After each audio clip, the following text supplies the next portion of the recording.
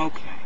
If you have any questions about this, do be sure, about this or anything else, please be sure to send an email or engage in the chat widgets on various pages on the lower right-hand side.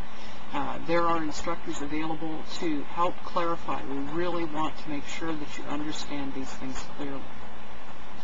Okay, if someone does is in shock and you're waiting for emergency medical services, remember it's a progressive condition.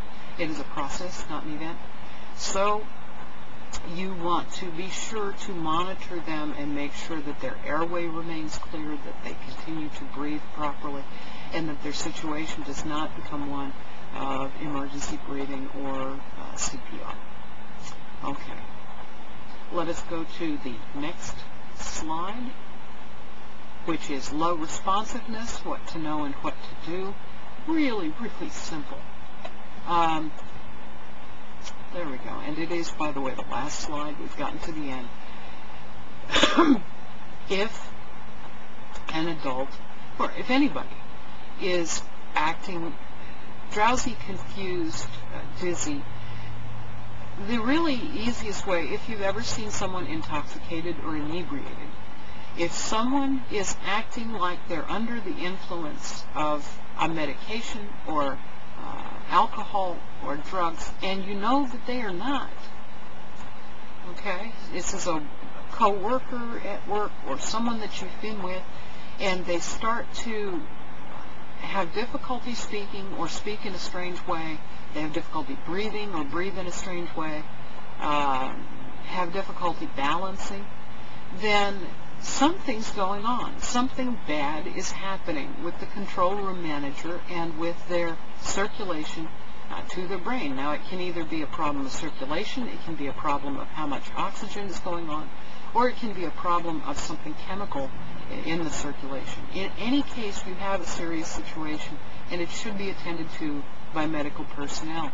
So if it's got sudden onset, you may want to call in your emergency medical response, or take them to care. For just one moment, let's talk about taking someone to care.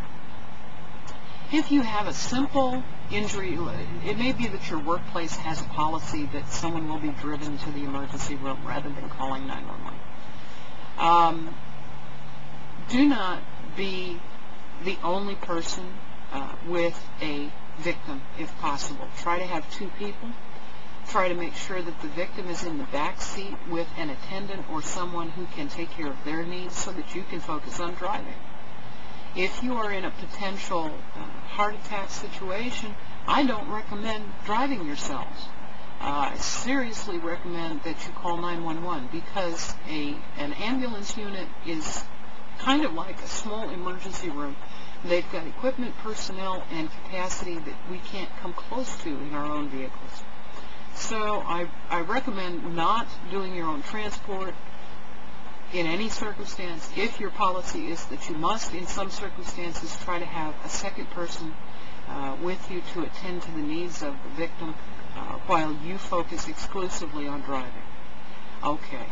If you have any questions or concerns, please do send us email or widget, and we will be happy to help you.